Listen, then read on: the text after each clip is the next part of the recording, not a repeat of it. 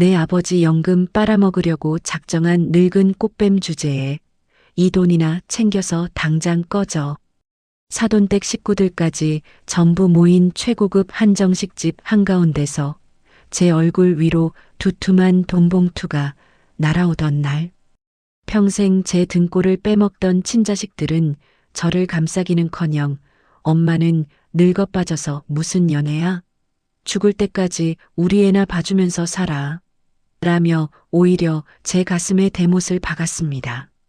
다들 제가 늙고 힘없는 평생 국밥 냄새나 풍기며 빚만 갚아온 불쌍하고 만만한 과부인 줄만 알았나 봅니다. 하지만 바닥에 떨어진 돈봉투를 지근지근 밟고 올라선 제가 제 이름으로 된 알짜배기 상가 건물 재산세 납부 증명서를 그들 면상에 꽂아버리자 그곳은 순식간에 숨소리조차 들리지 않는 아수라장이 되었습니다. 저를 돈에 환장한 파렴치한으로 몰아세우며 오만하게 굴던 그 인간들이 하얗게 질린 얼굴로 제 가랑이를 붙잡고 오열하는 데는 고작 5분도 걸리지 않았습니다. 사연을 시작하기 전에 구독과 좋아요 부탁드립니다. 그 통쾌하고도 기막힌 반전의 복수극이 벌어지기 전 제 삶은 그저 칠흑 같은 잿빛 그 자체였습니다.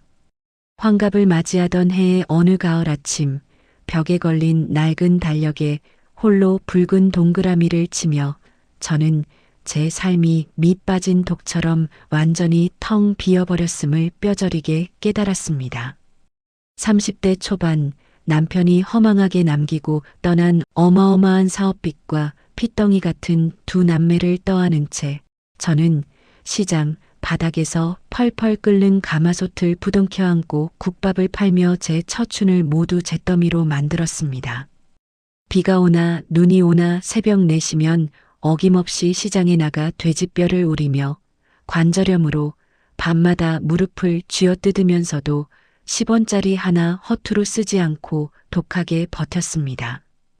그렇게 이 악물고 빚을 모두 청산하고 남몰래 작은 상가 건물까지 하나 마련했을 때 제게 남은 것은 망가질 대로 망가진 몸뚱이와 품을 떠나버린 자식들의 지독한 무관심뿐이었습니다. 첫째 아들 지훈이는 제 사업 자금이 필요하거나 아쉬운 소리를 할 때만 전화기를 들었고 둘째 딸 미영이는 맞벌이 핑계로 제 자식을 맡길 때만 친정집 문턱을 넘었습니다. 그들에게 저는 엄마가 아니라 언제든 필요할 때 뺏어 쓰는 낡은 서랍장이자 돈 안 드는 파출부 같은 존재였을 뿐입니다. 자식 입에 밥 들어가는 것만 봐도 배가 부르다는 건 다 옛말이었습니다. 뼈가 부서져라 키워놓은 자식들이 저를 대하는 태도를 볼 때면 가슴 한구석에 찬바람이 휑하게 부는 것 같았습니다. 어느 날 극심한 무릎 통증과 스트레스성 소화불량으로 찾아간 병원에서 의사 선생님은 한숨을 쉬며 제게 가벼운 우울증과 초기 관절염 판정을 내렸습니다. 당장 밖으로 나가 무리가 가지 않는 취미 생활이라도 사람들과 어울려 시작하지 않으면 몸보다 마음의 병이 깊어져 큰일이 날 거라고 덜컥 겁을 주셨죠. 평생 뜨거운 불 앞을 지키느라 취미라는 단어조차 입에 담기 황송했던 저는 며칠을 망설이고 또 망설였습니다. 이 나이에 무슨 주책인가 싶다가도 견딜 수 없이 밀려오는 텅 빈 집안의 적막함이 너무 무서웠습니다. 결국 저는 무언가에 홀린 듯 구청에서 운영하는 시니어 식물 가꾸기 및 캘리그라피 교실에 등록했습니다. 흙을 만지고 조용히 먹을 갈아 글씨를 쓰는 시간 속에서 바싹 말라버린 제 마음에 한 방울의 물이라도 적셔볼 수 있을까 하는 지푸라기라도 잡는 심정이었습니다. 하지만 그저 숨통을 트기 위해 선택했던 그 평범한 화요일 오후의 외출이 제 남은 인생을 송두리째 뒤흔들고 자식들의 민낯을 보게 될 거대한 폭풍의 시작이 될 줄은 그때는 꿈에도 알지 못했습니다. 과연 그 교실 문을 열고 들어간 순간 제게 어떤 기막힌 운명이 기다리고 있었던 것일까요?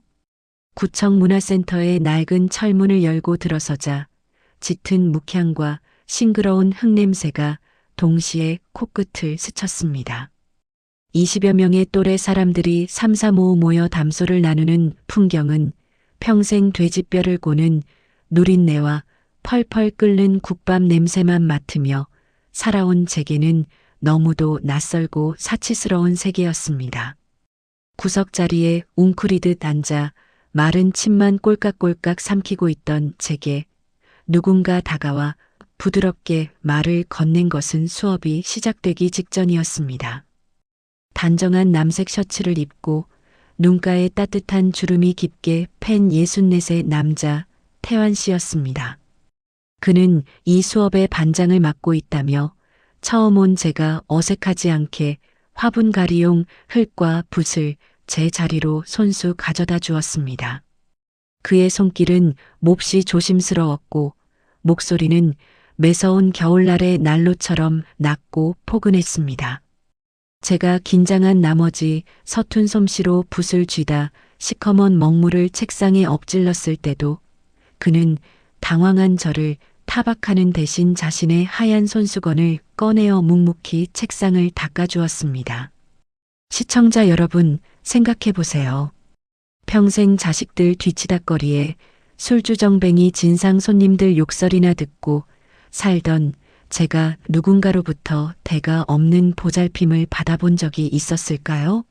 남편 제사상 차릴 때도 손가락 하나 까딱 안 하던 자식놈들만 보다가 그 작은 친절을 마주한 순간 제 가슴은 주책맞게도 걷잡을 수 없이 뛰기 시작했습니다. 그날 이후 우리는 수업이 끝날 때마다 화분에 얽힌 이야기나 좋아하는 시기를 나누며 자연스럽게 가까워졌습니다.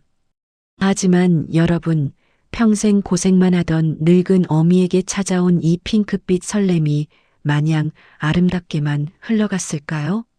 잔잔한 호수 같았던 우리의 관계에 무서운 파문이 일기 시작한 것은 그가 조심스럽게 꺼내놓은 자신의 과거 이야기 때문이었습니다. 다음 주 그가 들려준 가슴 아픈 사연은 제 삶의 궤도를 완전히 다른 방향으로 틀어버리는, 그리고 훗날 벌어질 제 피눈물 나는 복수극의 서막을 여는 결정적 계기가 되었습니다. 과연 이 다정한 남자의 진짜 정체와 과거는 무엇이었을까요? 수업이 일찍 끝났던 어느 비오는 수요일, 우리는 문화센터 근처의 한적한 전통 찻집에서 마주 앉았습니다. 김이 모락모락 피어오르는 쌍화차를 앞에 두고 태환 씨는 5년 전 기나긴 투병 끝에 아내를 먼저 떠나보낸 자신의 상실감을 아주 담담한 어조로 고백했습니다. 아내의 병간호를 위해 번듯했던 직장까지 일찍 은퇴하고 모든 것을 바쳤지만 결국 혼자 남겨진 텅 빈 집안에서 견뎌야 했던 뼈저린 고독의 시간들이 그의 입을 통해 흘러나왔습니다. 그 이야기를 듣는 순간 저는 국밥집 셔터를 내리고 홀로 소주잔을 기울이며 남몰래 삼켜야 했던 제 과거의 서러움이 그와 깊이 맞닿아 있음을 느꼈습니다. 저는 30년을 빚쟁이들에게 시달렸고 그는 5년을 병마와 싸웠습니다. 상실의 모양은 달랐지만 우리는 청춘을 다 바쳐 희생하고도 껍데기만 남은 채 살아온, 같은 무게의 외로움을 짊어지고 살아온 사람들이었던 겁니다. 그날 찻집에서 나와 우산을 함께 쓰고 걷던 중 무릉덩이를 피하려다 우연히 그의 거친 손이 제 손을 꽉 쥐었을 때 저는 무려 30년 만에 여자가 된 것 같은 묘한 전율을 느꼈습니다. 그날 이후 우리는 주말이면 근교의 수목원으로 조용한 산책을 나갔고 서로의 삐뚤빼뚤한 도시락을 챙겨주며 잃어버렸던 청춘의 설렘을 보상받듯 서로에게 깊이 빠져들었습니다. 나이 60에 무슨 연애냐며 남들은 비웃을지 몰라도 저에게는 난생 처음으로 숨을 쉬고 살아있다는 것을 느끼게 해준 구원과도 같은 시간이었습니다. 하지만 이 황혼의 눈물겨운 로망스가 영원할 거라는 저의 순진한 착각은 전혀 예상치 못한 곳에서 날아온 비수 같은 현실의 폭격에 산산조각이 나고 맙니다. 꼬리가 길면 밟힌다고 했던가요? 우리의 비밀스러운 만남을 가장 먼저 그리고 가장 최악의 타이밍에 알아챈 불청객이 등장합니다. 그리고 그 인간이 던진 끔찍한 한마디는 제 인생을 다시 시궁창으로 처박아 버렸습니다. 대체 누가 우리를 목격했던 것일까요? 영상 끝까지 집중해 주세요. 우리의 만남이 발각된 것은 어느 주말 오후 태환 씨와 함께 집 근처 호수 공원을 걷다가 끔찍하게도 제 친딸 미영이와 정면으로 마주치면서부터였습니다. 제 품에 안겨야 할 손주를 안고 있던 미영이는 저와 태환 씨가 다정하게 팔짱을 끼고 있는 모습을 보자마자 마치 못 볼 괴물이라도 본 것처럼 경악을 금치 못하는 표정으로 그 자리에 얼어붙었습니다. 황급히 태환 씨를 돌려보낸 후 죄인처럼 고개를 숙이고 집으로 돌아온 저를 기다리고 있던 것은 전화를 받고 한달음에 달려온 아들 지훈이와 딸 미영이의 무자비한 신문이었습니다. 그들은 평생 고생한 엄마가 이제야 좋은 사람을 만나 안정을 찾았다는 사실을 축하해 주기는커녕 죽은 아버지에 대한 예의가 아니라며 핏대를 세우고 목소리를 높였습니다. 하지만 자식놈들의 그 알량한 효심 뒤에 숨겨진 진짜 이유는 너무도 투명하고 이기적이었습니다. 평생 고생해서 빚을 갚고 이제 막 숨통이 트여 제가 억척스럽게 마련한 작은 상가 건물 하나가 행여나 엉뚱한 늙은 남자에게 넘어갈까봐 전전긍긍하는 것이 첫 번째 이유였습니다. 그리고 두 번째 이유는 더 끔찍했습니다. 자신들이 필요할 때마다 부를 수 있는 공짜 베이비시터이자 호구 식모인 엄마가 자신의 삶을 찾아 훌쩍 떠나버리는 것이 두려웠던 것입니다. 제 평생의 피와 땀을 당연한 권리처럼 여기며 저를 한 명의 여자가 아닌 자신들의 소유물, 돈 나오는 자판기 취급하는 자식들의 태도에 저는 피눈물이 역류하는 듯한 배신감을 느꼈습니다. 그렇게 가족이라는 이름의 잔인한 족쇄가 저를 옥죄어 오던 그날 밤, 저는 짐승처럼 울부짖으며 차마 상상조차 하기 싫은 끔찍한 결단을 내리고야 말았습니다. 하지만 그 눈물의 결단이 저를 더 깊은 지옥불로 밀어넣는 최악의 자충수가 될 줄은 몰랐습니다. 며칠 뒤 넋이 나간 채 누워있는 제 집 현관문을 부술듯이 두드린 그 여자의 정체는 여러분의 혈압을 끝까지 치솟게 만들 겁니다. 대체 제게 무슨 일이 벌어진 걸까요? 자식들의 모진 말들에 온몸이 난도질당한 저는 결국 제가 누릴 자격도 없는 주제 넘은 행복을 욕심냈다는 깊은 자괴감에 빠지고 말았습니다. 며칠을 시금전폐하고 뜬 눈으로 밤을 새운 끝에 저는 눈물을 머금고 태환 씨에게 전화를 걸어 당분간 만나지 말자는 일방적인 이별을 통보했습니다. 수화기 너머로 들려오는 그의 덜덜 떨리는 한숨 소리는 제 심장을 생사를 찢듯 갈기갈기 찢어놓았지만 자식들과 완전히 의절할 용기가 없었던 못난 저는 모질게 전화를 끊을 수밖에 없었습니다. 그 후 한 달이라는 시간은 제게 숨만 쉬는 생지옥과도 같았습니다. 다시 텅 빈 집안에는 시계 초침 소리만이 공허하게 제 심장을 때렸고 베란다에 태환 씨와 함께 심었던 화초들은 제 마음을 대변하듯 누렇게 잎이 말라 죽어갔습니다. 스트레스로 관절염은 악화되어 걸음조차 걷기 힘들었고 저는 하루하루 생명력을 잃어가는 마른 장작처럼 시들어갔습니다. 지훈이와 미영이는 제가 다시 고분고분한 예전의 식모 엄마로 돌아왔다며 안심한 듯 종종 반찬을 핑계로 찾아왔지만 그들의 이기적인 웃음소리는 오히려 저를 깊은 심연으로 밀어 넣을 뿐이었습니다. 영원할 것 같던 이 절망의 늪에서 숨만 헐떡이던 어느 일요일 아침, 제 집 현관문 벨이 신경질적으로 아주 거칠게 울렸습니다. 그리고 덜덜 떨리는 손으로 문을 연 순간 마주한 불청객의 등장에 저는 잊고 있던 30년 국밥집 아지매의 도끼와 분노가 서서히 끓어오르는 것을 느꼈습니다. 거실 소파에 허락도 없이 턱 걸터 앉은 그 여자가 다짜고짜 제 얼굴을 향해 두툼한 돈봉투를 집어던졌기 때문입니다. 그 순간 저는 제 안에서 이성의 끈이 뚝 하고 끊어지는 소리를 들었습니다. 과연 그 건방진 불청객은 누구였으며 제게 어떤 씻을 수 없는 모욕을 내뱉었을까요? 제발 채널 고정해 주세요. 이제부터 여러분의 꽉 막힌 속을 뻥 뚫어줄 소름 돋는 피의 복수극과 사이다 참교육이 본격적으로 시작되니까요. 문을 열고 들어선 사람은 자신을 태환 씨의 큰딸 유진이라고 소개한 30 중반의 아주 차갑고 뾰족한 인상을 가진 여성이었습니다. 그녀는 마치 더러운 물건을 피하듯 제 집 거실 소파에 허락도 없이 끝에만 살짝 걸터 앉더니 다짜고짜 두툼한 돈봉투 하나를 제 앞 테이블 위에 신경질적으로 퍽 하고 던졌습니다. 그리고는 저를 위아래로 경멸스럽게 훑어보며 비수를 꽂기 시작했습니다. 제 알량한 목적이 자기 아버지의 넉넉한 연금과 노후 자산을 노린 것이 아니냐며 늙은 꽃뱀 취급을 하는 것이 아니겠습니까? 아버지가 엄마 병수발로 평생 고생하다 이제야 연금 받으며 살만해졌는데 어디서 근본도 모르게 국밥이나 말던 늙은 여우가 굴러들어와 숟가락을 얹으려 하느냐며 끔찍한 모욕을 퍼부었습니다. 시청자 여러분, 남의 얼굴에 돈봉투 던져지는 그 비참함 겪어보지 않은 사람은 모릅니다.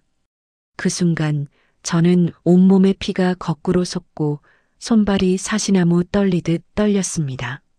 친자식들의 반대로 이미 가슴에 피멍이 든 제게 남의 자식마저 저를 돈이나 노리는 파렴치한으로 매도하다니요. 하늘이 아니 온 세상이 저를 향해 무너져 내리는 것 같았습니다. 그녀는 우리 아버지가 이미 아줌마 실체 다 알고 정남이가 떨어져서 완전히 마음 접었으니까 이 위로금이나 받고 영원히 떨어져 나가라며 얼음장같이 쏘아붙이고는 뒤도 안 돌아보고 나가버렸습니다. 그녀가 떠나고 난 뒤 바닥에 내동댕이 쳐진 돈봉투를 바라보며 저는 짐승처럼 바닥을 치며 울부짖었습니다. 그런데 여러분, 평생 빚쟁이들과 멱살잡이하며 산 30년 국밥집 아지매의 짬바가 여기서 그냥 무너졌을까요? 처절한 슬픔은 곧 아주 차갑고 예리한 의심으로 바뀌기 시작했습니다. 항상 제 손을 다정하게 감싸주던 그 따뜻한 태환 씨가 정말 저를 그런 천박한 여자로 오해하고 도망쳤단 말일까요?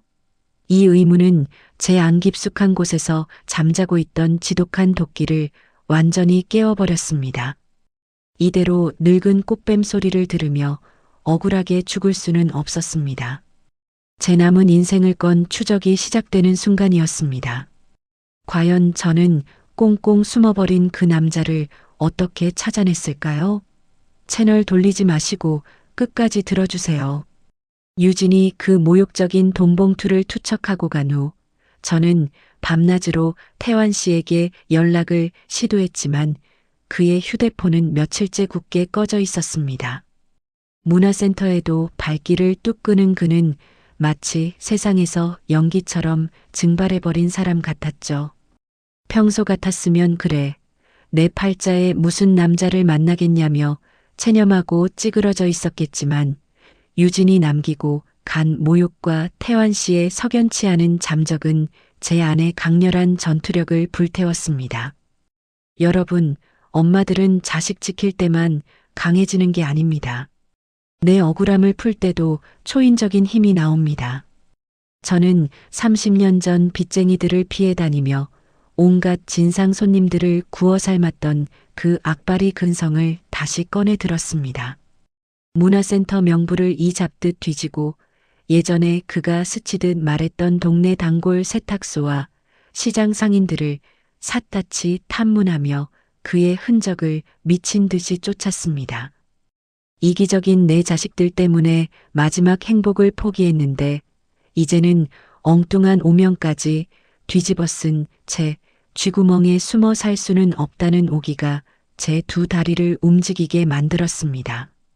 며칠 밤낮을 흙먼지 묻은 운동화를 끌고 온 동네를 쑤시고 돌아다닌 끝에 저는 마침내 태환 씨의 둘째 아들인 막내 민우 씨가 일하는 카센터를 알아내어 연락이 닿는 데 성공했습니다. 허름한 카페에서 마주 앉은 민우 씨의 표정은 잔뜩 겁먹은 듯 보였습니다. 그리고 그 아들의 입술이 열리며 쏟아져 나온 진실은 제 예상을 훨씬 아주 아득하게 뛰어넘는 추악하고도 소름 끼치는 음모의 실체였습니다. 시청자 여러분, 심호흡 한번 하십시오. 대체 그 지옥 같았던 한 달 동안 태환 씨의 집구석에서는 무슨 기막힌 쇼가 벌어지고 있었던 걸까요? 이 진실을 듣는 순간 여러분도 저처럼 주먹을 꽉 쥐게 되실 겁니다. 제 앞에서 고개를 푹 숙인 막내 아들 민우 씨는 자기 누나인 유진이 벌인 그 천인공노할 만행에 대해 눈물까지 글썽이며 모든 진실을 털어놓았습니다. 사건의 전말은 이랬습니다.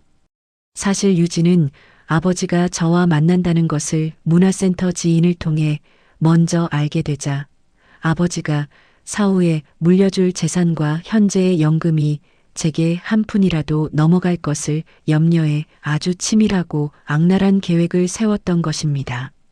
그녀는 아버지가 갑작스러운 몸살로 알아누워 의식이 흐릿한 틈을 타 그의 휴대폰을 감춰버렸고 제가 눈물로 남긴 부재중 전화와 문자들을 싹 다 지우고 차단해버렸습니다. 심지어 아버지가 정신을 차리고 저를 찾자 제가 알고 보니 빚더미에 앉은 여자였고 아버지를 돈줄로 생각하다 더 돈 많은 늙은이를 만나 환승해버렸다고 아주 혀를 내두를 악의적인 거짓말을 밥 먹듯이 세뇌시켰던 겁니다. 충격에 빠진 태환 씨는 배신감과 처절한 슬픔의 식음을 전폐하고 시골 친척 집에 반쯤 넋이 나간 채 칩거 중이라는 것이었습니다. 유진이 굳이 제 집까지 찾아와 돈봉투를 던졌던 진짜 이유도 행여나 억울한 제가 먼저 태환 씨를 찾아가 진실을 밝히고 오해를 풀까봐 선수를 쳐서 제 입을 틀어막으려 했던 수작이었습니다. 시청자 여러분, 피가 거꾸로 솟는다는 게 어떤 기분인지 저는 이날 뼛속 깊이 느꼈습니다. 돈 몇 푼에 눈이 멀어 늙은 아버지의 눈과 귀를 가리고 남의 귀한 인생을 시궁창으로 처박으려 한 그 건방진 기집애, 저는 이를 빠드득 갈았습니다. 이대로 당하고 찔찔 짤 제가 아닙니다. 그 딸년에게 진짜 매운맛이 무엇인지 뼈저리게 보여주어야 했습니다. 저는 민우 씨를 다그쳐 유진의 행방을 물었습니다. 마침 그날 저녁 유진이 시댁 식구들에게 잘 보이기 위해 강남의 최고급 한정식 집을 통째로 빌려 가족 모임을 하고 있다는 사실을 알아냈습니다. 자, 여러분. 사이다 한 사발 시원하게 들이켤 준비 되셨습니까? 자비 따위는 일도 없는 60대 국밥집 아지매의 살벌하고도 통쾌한 참교육이 지금 당장 막을 올립니다. 강남 최고급 한정식 집에 무거운 미닫이 문이 쾅 하고 거칠게 열리자 화기애애하던 방 안은 순식간에 찬물을 끼얹은 듯 정적이 흘렀습니다. 놀란 눈으로 저를 쳐다보는 유진과 그녀의 시댁 식구들, 그리고 방 구석자리에서 반쪽이 된 얼굴로 멍하니 앉아있던 태환 씨의 모습이 한눈에 들어왔습니다. 저를 보자마자 얼굴이 흑빛이 된 유진이 자리에서 박차고 일어나 제 앞을 막아서려 했지만 저는 콧방귀를 뀌며 그녀가 며칠 전 제게 던졌던 그 두툼한 돈봉투를 테이블 한가운데 식기들 위로 인정사정 없이 집어 던졌습니다. 돈에 미친 천박한 것. 저는 95%의 냉정한 서술자가 되어 감정에 휘둘리지 않고 또박또박 그녀가 아버지의 눈을 가리고 제게 저지른 그 모든 추악한 대국민 사기극을 시댁 식구들 귀에 때려 박듯 낱낱이 까발렸습니다. 그녀의 점잖은 척하던 시아버지와 남편의 얼굴이 경악과 수치심으로 일그러지는 것을 보며 저는 준비했던 궁극의 하이라이트 카드를 품에서 꺼냈습니다. 내가 내깟 연금 푼돈이나 노리는 꽃뱀이라고? 저는 제 명의로 된 대로변에 알짜배기 꼬마 빌딩 재산세 납부 증명서와 등기부등본 복사본을 테이블 위에 쫙 펼쳐 보였습니다. 시장 바닥에서 뼈가 부서져라 일의 빚을 갚고 일궈낸 태환 씨의 노후 자산 따위는 비교도 안 될 만큼 압도적인 저의 진짜 재력이 만천하에 공개되는 순간이었습니다. 저는 돈 자랑을 하려던 게 아닙니다. 돈에 미쳐 친정아버지의 마지막 남은 행복마저 팔아넘긴 유진의 그 얄팍하고 천박한 밑바닥을 그녀가 가장 잘 보이고 싶어하는 시댁 식구들 앞에서 철저하게 짓밟아버리기 위함이었습니다. 모든 진실과 서류를 확인한 태환 씨는 분노와 배신감으로 온몸을 사시나무처럼 떨며 다가가 유진의 뺨을 향해 매섭게 손을 치켜들었습니다. 그리고 당장 내일부터 그녀에게 향하던 모든 금전적 지원을 단 1원도 남김없이 끊어버리겠다고 시퍼렇게 날선 목소리로 선언했습니다. 시댁 식구들 앞에서 체면이 개수구창에 처박힌 유진은 그제야 바닥에 주저앉아 눈물 콧물을 쏟으며 제 바지가랑이를 붙잡고 용서를 빌었습니다. 하지만 제 마음에 일말의 동정심도 잃지 않는 제 인생 가장 통쾌하고 완벽한 참교육의 순간이었습니다. 돈으로 사람을 짓밟으려 했던 자는 결국 더 큰 돈 앞에서 무릎을 꿇게 되는 법이니까요. 시청자 여러분, 속이 좀 뻥 뚫리셨습니까? 하지만 아직 끝이 아닙니다. 이 사이다 같은 복수극의 끝에 저를 엄마 취급도 안 하던 제 친자식들과는 과연 어떻게 결판이 났을까요?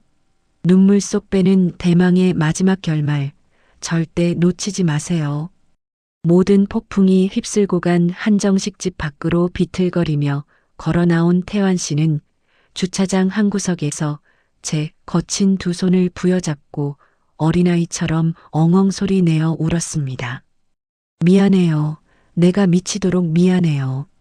자신을 끝까지 포기하지 않고 지옥 같은 오해 속에서 구해준 제게 그는 남은 평생을 제 발닦개로 살아도 모자랄 거라며 맹세했습니다. 저 역시 이 폭풍 같은 사건을 겪으며 뼈저리게 깨달은 바가 있었습니다. 피를 나눈 가족이라고 해서 무조건 내 편이 아니며 때로는 생판 남보다 더 잔인하게 내 목을 조를 수 있다는 서글픈 현실 말입니다. 저는 태환 씨의 눈물을 닦아주며 제 인생에 남아있는 썩은 뿌리들을 완전히 뽑아버리기로 독하게 결심했습니다. 며칠 뒤 저는 평소처럼 반찬이나 얻어가고 공짜로 손주나 맡길 심산으로 제 집 문턱을 넘은 아들 지훈이와 딸 미영이를 거실에 일렬로 앉혔습니다. 그리고 그들 눈앞에 유진의 시댁 식구들 앞에서 던졌던 그 꼬마 빌딩 등기부등본과 제 전 재산이 찍힌 통장 내역서를 보란 듯이 던져주었습니다. 눈알이 튀어나올 듯 서류를 확인하는 두 자식놈들의 얼굴은 경악과 탐욕 그리고 당혹감으로 기괴하게 일그러졌습니다. 평생 시장 바닥에서 빚만 갚다 늙어버린 불쌍한 어미인 줄 알았는데 사실은 강남 아파트 전세금 정도는 우습게 굴릴 수 있는 재력가였다는 사실에 턱이 빠진 것이지요. 저는 얼어붙은 그들에게 95%의 냉정함을 유지한 채 가장 잔인하고도 자비 없는 선전포고를 날렸습니다. 오늘부로 너희들과의 금전적 지원은 1원 한 푼 남김없이 끝이며 내 건물과 내 재산은 오직 내 남은 노후와 내 행복을 위해서만 쓸 것이라고요. 그리고 덧붙였습니다. 이제 더 이상 바쁘다는 핑계로 핏덩이 손주를 들이밀지도 말고 아쉬울 때만 찾는 호구 식모 취급도 하지 말라고 말입니다. 죽은 아빠 핑계를 대며 내 마지막 남은 여자의 인생을 짓밟으려 했던 그 이기심의 대가가 무엇인지 이제 뼈저리게 느끼며 살라고 못을 박았습니다. 그제야 사태 파악이 된 지훈이와 미영이는 제 바짓가랑이를 부여잡고 눈물 콧물을 흘렸습니다. 엄마, 우리가 미쳤었어. 한 번만 용서해줘. 라며 바닥을 기며 오열했지만 이미 차갑게 식어버린 제 마음에는 일말의 동정심도 일지 않았습니다.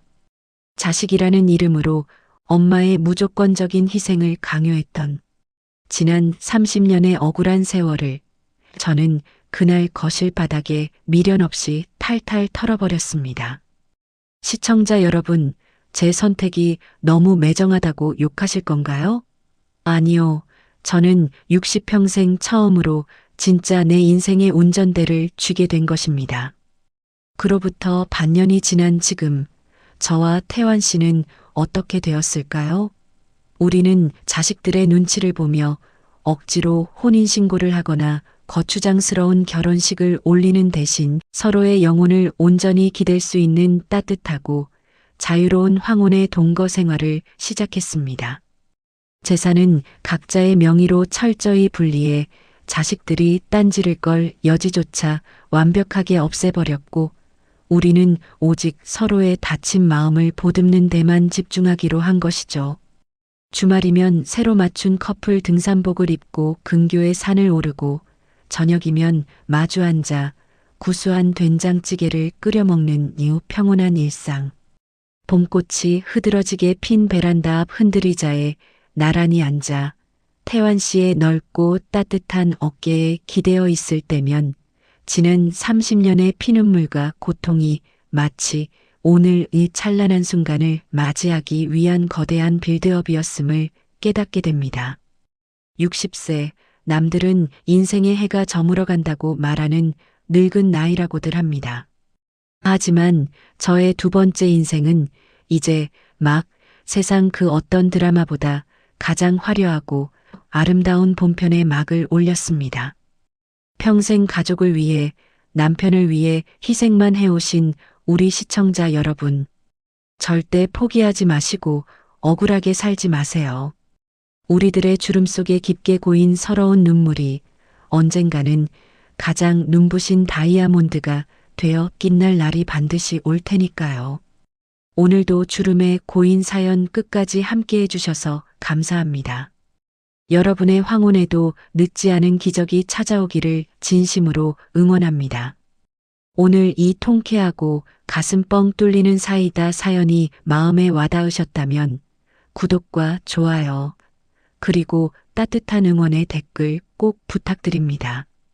다음 시간에도 속이 시원해지는 참교육 사연으로 찾아오겠습니다. 늘 건강하세요.